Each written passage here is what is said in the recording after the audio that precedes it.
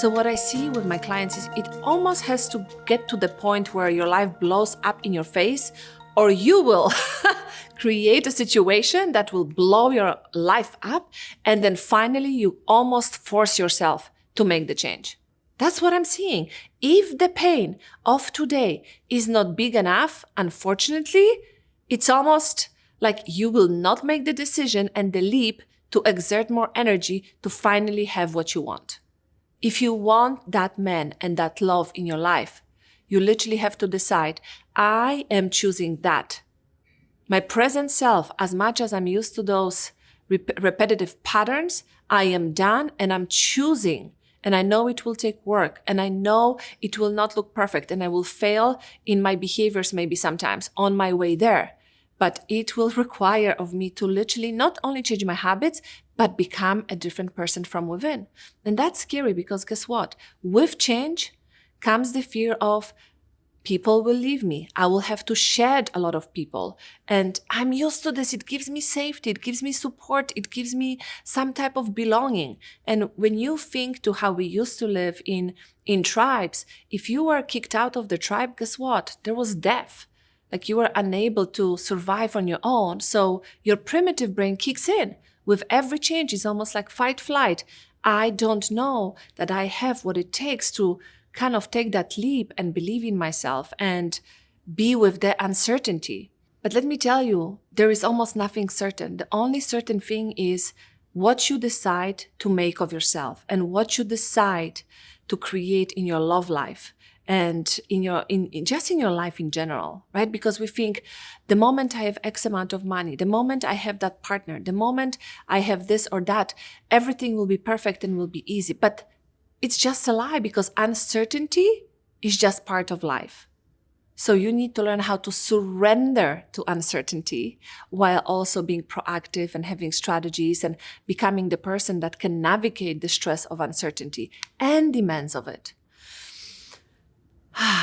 So often you hear women saying, I am so ready for this beautiful man, right? I'm ready to be loved. I'm ready to receive. I'm finally ready to be taken care of. And then, let me tell you, if you do enough work to get to the point to attract this type of a man, what happens often is you start being courted. You start being taken care of in a good way. And this man is a really good human being, and you have no idea what to do with it. You are literally sabotaging it, and you are finding ways that this man is not for you or this woman is not for you, right? Why? Because you almost like subconsciously want to revert to what you already know. It's harder to trust that love is possible. It's harder to trust that it can be easy. It's harder to just surrender and embrace what is coming your way than reverting to patterns that are not maybe your favorite, but still you are doing life on some level, right? So it's almost like, I don't want to say it, but I will. If you are not kicked in your face at some point, it's almost, I will say, impossible to change, right? For me, it was when I became a mother. I was kicked so hard that I was literally on my knees crying. This is what it took for me to look at some patterns in myself and in my own life. It had to get so bad that I was crying and I was depressed and I had no idea how do I keep living my life, right? I could have seen the signs before. I've seen them before. And at the same time, I had no idea that it can kind of be better. Maybe I knew, but also had no clue how to get there. So I just kept living on automatic pilot. What happens a lot in relationships, what I see is when you want to, let's say you are dating and you say, I really want to be in this connected relationship with a man who has a strong masculine energy. What it means is healthy masculine will look like he also can tap into his emotions, but he has a vision, he's strategic, he can be still, he can hold space. You feel safe when you are with him. He knows how to manage his emotions. So that's the feminine energy that he can really tap into and has a healthy relationship with. So I have a lot of high achieving clients who say, Miwa, I would love to attract this type of man. So when we heal in my process and we work with the emotions in our body and then our mindset, finally, those type of men start showing up. And what happens is we don't know what to do with them at that point. Because what it requires of us is now I have the safe, regulated energy around me, and I am used to chaos, right? So when we are in the process of healing and growing and elevating ourselves, with my process, there are so many people that can help you, but I am here to help you as well. We get always, I can see the client doing the work, feeling so much better, having less anxiety, being more connected to herself or himself. And then we get to this point where we start dating someone, if you are single, and this person is really safe and can communicate and can call you out, because as high achievers, we're really, and I can speak about this because it was me. Don't give me advice. I know better. I will do what I want to do. Nobody will control me. And we hold on to this control, and because it's a safety blanket that we really have a hard time trusting. So now you attracted this high quality man or a woman, right? And guess what? You start feeling again some anxiousness and some thoughts of, I don't know if this is going to work, and you most likely will start sabotaging yourself. So I just want you to understand that this is normal. Just in the last week, I had a call with 3 of my clients, and all of them were exactly in this spot. They attracted men that were consistent, that were communicative, that would ask them, when do you have time for dating, and I will take care of it. Just tell me what you want, and I will give it to you. And my women were so amazed by how strong those men were coming towards them.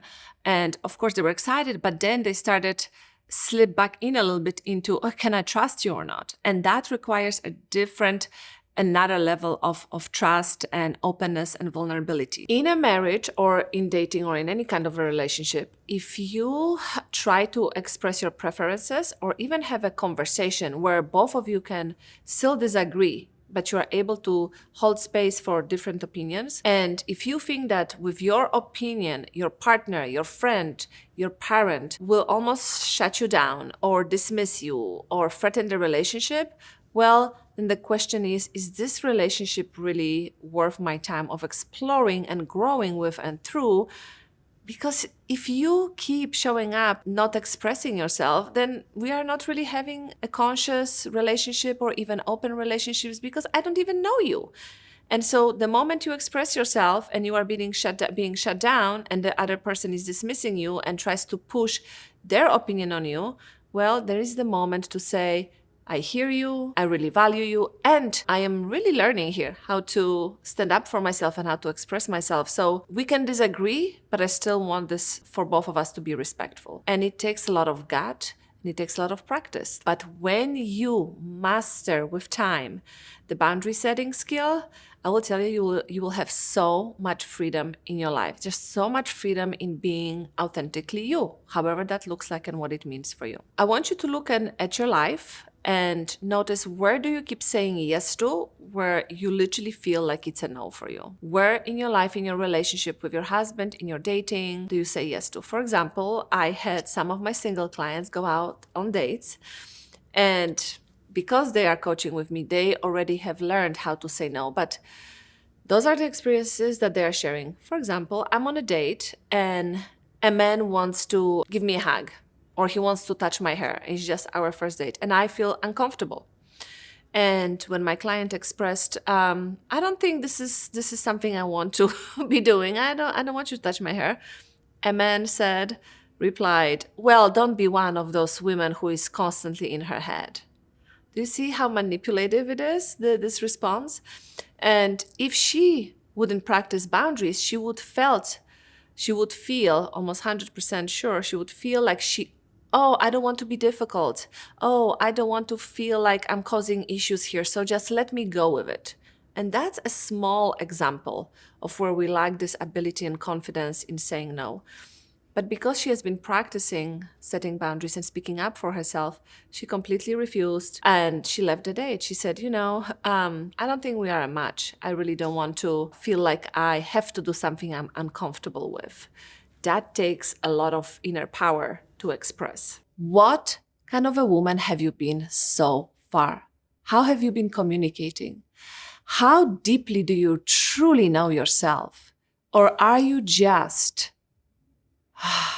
Are you just the summary of all the reactions and responses that you have been given through the experience of your life so far? This is very different. The awareness and reactivity and just being an automatic pilot, very different ways of being for you. And as you do that, notice then, how does that feel when you look at the behaviors of yourself that you don't really appreciate, and those behaviors don't belong with your next version of becoming her? So let me share for me. For me, becoming her is really a woman who is so attuned to herself. But let me tell you, not perfect, because for high achievers, we want to take everything to perfection, and it has to be the right way. So I want you to take perfection and doing things the right way, and I want you to throw it away for just this episode. And then you have a choice to come back to it or not. And when we get rid of the perfection and doing things the right way, I want you to notice becoming her, for me, and I think for many of you as well, needs to be being attuned to yourself as a woman, not only in your head, because that part you have figured out in many aspects, but also in your body, in your sensuality.